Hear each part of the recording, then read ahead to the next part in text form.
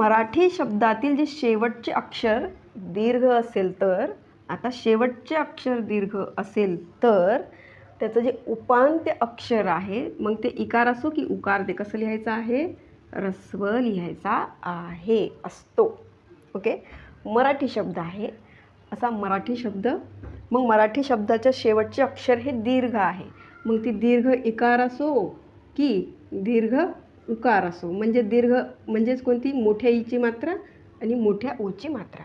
Okay, मग हा शब्द शेवटी कसा आहे? मोठ्या इकारांतमध्ये असेल, मोठ्या उकारांतमध्ये असेल, अशा पद्धतीनं. पण तो लिहायचा कसा? पण त्याचं असे शब्द असलेले त्याचं उपांत्य अक्षर कसं लिहायचं आहे?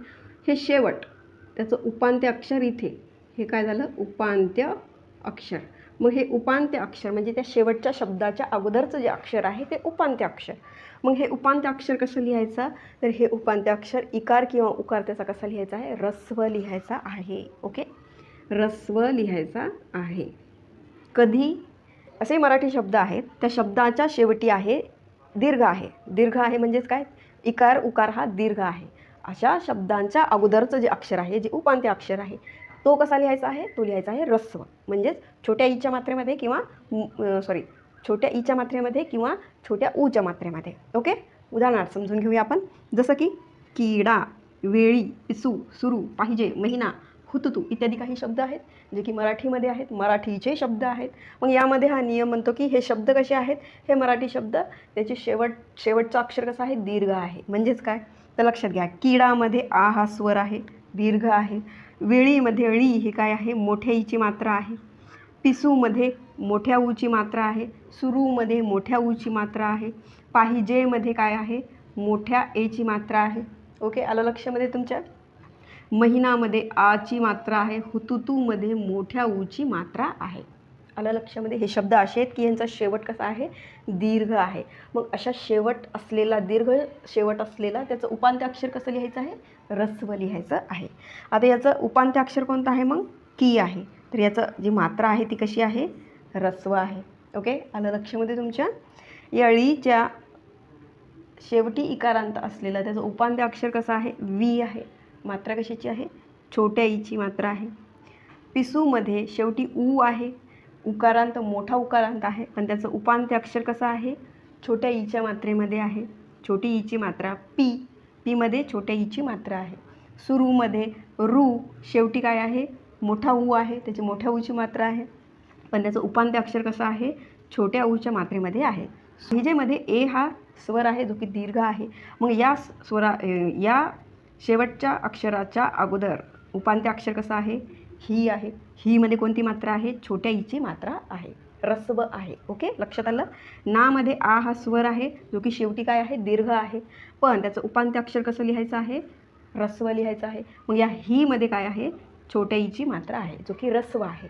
ओके, हुतुतू, हुतुतूमध्ये शेवटी तू मध्ये मोठा ऊची मात्रा आहे, पण अशा त्याचा उपांत्य अक्षर कसा आहे? तोच तू उपांत्यमध्ये आहे, तर तो कसा लिहिलेला आहे? ऱ्हस्व लिहिलेला आहे. म्हणजे त्यामध्ये काय आहे? छोट्या ऊची मात्रा आहे. आलं लक्षामध्ये? हे शब्द कसे आहेत? हे मराठी शब्द आहेत आणि मराठी शब्दांच्या शेवटी काय आहे? दीर्घ आहेत अक्षर. ओके, मग हे मराठी शब्दांच्या शेवट कसा आहे? दीर्घ आहे.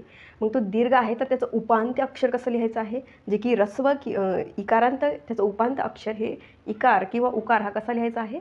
ऱ्हस्व लिहायचा आहे. ओके, आय होप तुम्हाला समजलेलं आहे. आता हाच नियम संस्कृत शब्दाला कसा लागू पडतो? जे की संस्कृतमधून मराठीत आलेले शब्द आहेत, त्या शब्दांना हा नियम लागू पडतो का? तर बघू आपण तो नियम पुढे पाहू. तर तो म्हणतो की तस्तम शब्दातील शेवटचे अक्षर जर दीर्घ असले, बघा असे तस्तम शब्द आहेत, अशा तस्तम शब्दांमधील जो शेवटचं अक्षर जर दीर्घ असले तरी त्याचं उपांत्य अक्षर इकार किंवा उकार हा संस्कृतप्रमाणेच ऱ्हस्व किंवा दीर्घ ठेवावा. ओके, संस्कृतप्रमाणेच ऱ्हस्व किंवा दीर्घ ठेवावा. ओके, हा नियम संस्कृत शब्दाला लागू पडत नाही. जसं की अशा शब्दांमध्ये असे संस्कृतमधून मराठीत आलेले शब्द आहेत ज्यांचा शेवट हा दीर्घ आहे, त्या शेवट दीर्घ असला तरी त्याचं जे उपांत्य अक्षर आहे, अगोदरचं अक्षर आहे, ते इकार किंवा उकार असलं तरीही ते जे संस्कृतमध्ये जर मूळ ऱ्हस्व असेल तर ऱ्हस्वच लिहायचं. संस्कृतमध्ये मूळ दीर्घ असेल तर दीर्घच लिहायचं, त्यामध्ये बदल करायचा नाही. पण मराठीला हा नियम लागू पडत नाही. मराठीच्या शब्दांमध्ये जर असा मराठीचा शब्द जर दीर्घ असला तर तो दीर्घ असलेला शब्द त्याच्या अगोदर म्हणजे उपांत्य अक्षर त्याचं कसं लिहायचं आहे, ऱ्हस्व लिहायचं आहे. पण संस्कृतमध्ये तसं नाही.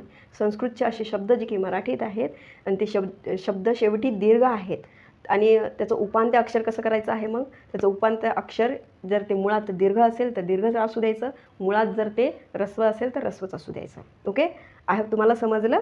याचं उदाहरण बघूया. बघा, शब्द आहे पूजा, पीडा, क्रीडा, गुरु. तर हे संस्कृत शब्द आहेत जे की मराठीत आहेत. याचा जो शेवट आहे तो कसा आहे, दीर्घ आहे. पूजामध्ये आ हा स्वर आहे, डामध्ये आ हा स्वर आहे, क्रीडा डामध्ये आ हा स्वर आहे आणि गुरु त्या रूमध्ये मोठा ऊ आहे. तर या शब्दांचं जे उपांत्य अक्षर आहे, जे अगोदरचं अक्षर आहे ते कसं आहे, तर या पूमध्ये पूजामधील जो पू आहे तो मोठा ऊ आहे. ओके, पीडामधील जो पी आहे तो कसा आहे, मोठा ई आहे. ओके, मोठा ई आहे. क्रीडामध्ये जो उपांत्य अक्षर आहे म्हणजे शेवटच्या शब्दाच्या अगोदरचं अक्षर आहे ते कसं आहे की हे दीर्घ आहे, तर हे दीर्घच लिहायचं आहे. जर शब्द गुरु आहे तर गुरु शब्दामध्ये शेवटचं अक्षर दीर्घ आहे आणि तरीही देखील त्याचं उपांत्य अक्षर कसं आहे, ऱ्हस्व आहे. गुरुमधील गु या अक्षरामध्ये छोटा ओकार आहे. तर अशा पद्धतीने असे संस्कृत शब्द आहेत जे की मराठीत आहेत. अशा शब्दांचा शेवट जर दीर्घ असेल पण त्याचं उपांत्य अक्षर कसं असणार आहे, ते जर मूळ संस्कृतामध्ये जर दीर्घ असेल तर दीर्घच लिहायचा, ऱ्हस्व असेल तर ऱ्हस्वच लिहायचा. ओके, आय होप तुम्हाला समजलं आहे. आता जरी काही समजलं नसेल, डाऊट असेल तर नक्की आपल्या कमेंट बॉक्समध्ये कमेंट करून सांगा. इवन जर तुम्हाला अजून उदाहरण पाहिजे असतील तर तेही जर तुम्ही कमेंट बॉक्समध्ये कमेंट करून सांगितलं तर उदाहरणंही अजून वाढवले जातील.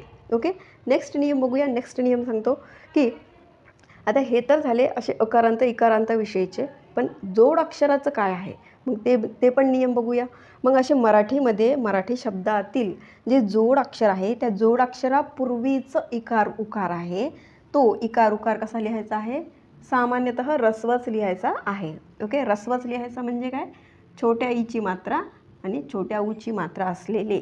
ओके, आता इथं बघा मराठी शब्द आहे, असा मराठी शब्द आहे आणि तो जोड अक्षर आहे आणि असं जोड अक्षरापूर्वीचं अक्षर, आता हे जोड अक्षर कुठेही असू शकतं, मध्ये असेल किंवा शेवटी असेल, पण त्या जोड अक्षरापूर्वीचं अक्षर हे कसं असणार आहे. आता हे जोड अक्षर इथे आहे, इथे आहे. ओके, इथं लिहिते जोड, इथेही लिहिते जोड.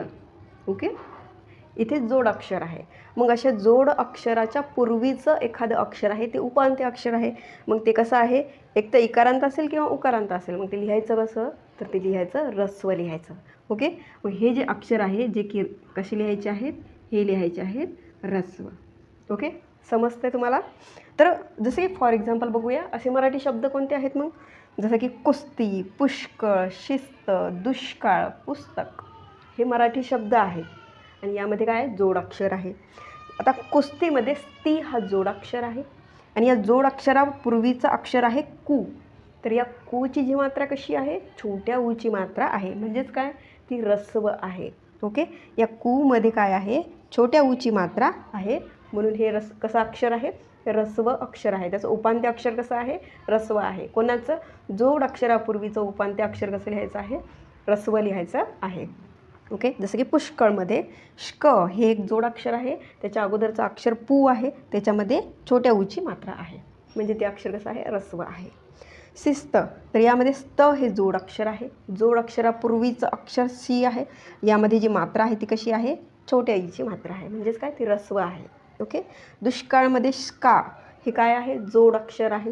या जोड अक्षरापूर्वीचं जे अक्षर आहे जे की उपांत्य आहे दू, ते कसं आहे, छोट्या ऊच्या मात्रेमध्ये आहे, म्हणजेच काय, ऱ्हस्व आहे. पुस्तकमध्ये स्त हे जोडाक्षर आहे आणि त्या जोडाक्षरापूर्वीचं अक्षर कसं आहे, ऱ्हस्व आहे, जे की मात्रेच्या स्वरूपामध्ये, छोट्या ऊच्या मात्रेच्या स्वरूपामध्ये आहे. मग हा नियम संस्कृत शब्दाला लागू पडतो का, जे की संस्कृतमधून मराठीत आलेले असे तत्सम शब्द आहेत त्या नियमांना, त्या शब्दांना लागू पडतो का, तर बघा. ओके, आय होप तुम्हाला क्लिअर दिसते. ओके, आता असे शब्द आहेत जे की तत्सम आहेत, मग अशा तत्सम शब्दातील जे मूळ संस्कृताप्रमाणेच लिहायचे आहेत. असे शब्द आहेत जे की संस्कृतमधून मराठीत आलेले आहेत, ज्याच्यामध्ये की सांगितलेलं आहे की जोड अक्षरापूर्वीचा जो इकार किंवा उकार आहे, जर तो इकार किंवा उकार जर ऱ्हस्व असेल तर ऱ्हस्वच लिहायचा, दीर्घ असेल तर दीर्घच लिहायचा. कधी? अशा संस्कृत शब्दांमध्ये जे की मराठीत आलेले आहे. पण तोच नियम मराठी शब्दांमध्ये लागू पडत नाही. मराठी शब्दांमध्ये जोड अक्षरापूर्वीच उपांत्य अक्षर, अगोदरचं अक्षर हे कसं लिहायचं आहे? ऱ्हस्व लिहायचं आहे. संस्कृतमध्ये हा नियम लागू पडत नाही.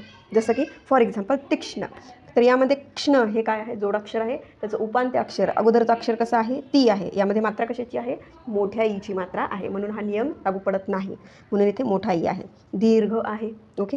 पूज्यमध्ये ज हे काय आहे? जोडाक्षर आहे आणि जोडाक्षराच्या अगोदरचं अक्षर इथे काय आहे? पू आहे. पूमध्ये मोठ्या ऊची मात्रा आहे. ओके, लक्षात घ्या. जसं की प्रतीक्षामध्ये क्ष हे काय आहे? जोडाक्षर आहे. ओके, कारण क्ष मध्ये 3 वर्ण आपल्याला पाहायला मिळतात. मग अशा जोड अक्षरापूर्वीचं जे अक्षर आहे ते ती आहे आणि त्याची मात्रा कशी आहे? दीर्घ आहे. ओके. पुण्यमध्ये ण्य हे जोडाक्षर आहे आणि जोडाक्षरापूर्वीचं पू कसं आहे? छोट्या उच्च मात्रेमध्ये आहे. म्हणजे जर ऱ्हस्व असेल तर ऱ्हस्वच लिहायचं, दीर्घ असेल तर दीर्घच लिहायचं. ओके. नाविन्य, नाविन्यमध्ये ण्य हे काय आहे? जोडाक्षर आहे. आता या जोडाक्षरापूर्वीचं जे उपांत्य अक्षर आहे वी आहे, जे की कसं आहे? त्याच्या मात्रेमध्ये मोठ्या ईच्या मात्रेमध्ये आहे. ओके, म्हणून हे काय? दीर्घ आहे. ओके. कनिष्ठ, ष्ठ हे जोडाक्षर आहे आणि या ष्ठच्या जोडाक्षरापूर्वीचं अगोदरचं अक्षर नी आहे. त्याच्यामध्ये जी मात्रा आहे ती छोट्या ईची मात्रा आहे. ओके. नेक्स्ट आहे दुग्ध, तर द द दुग्धमध्ये द हे काय आहे? जोडाक्षर आहे. तर यामध्ये त्याचं उपांत्य अक्षर छोट्या ऊच्या मात्रेमध्ये आहे, ऱ्हस्व आहे.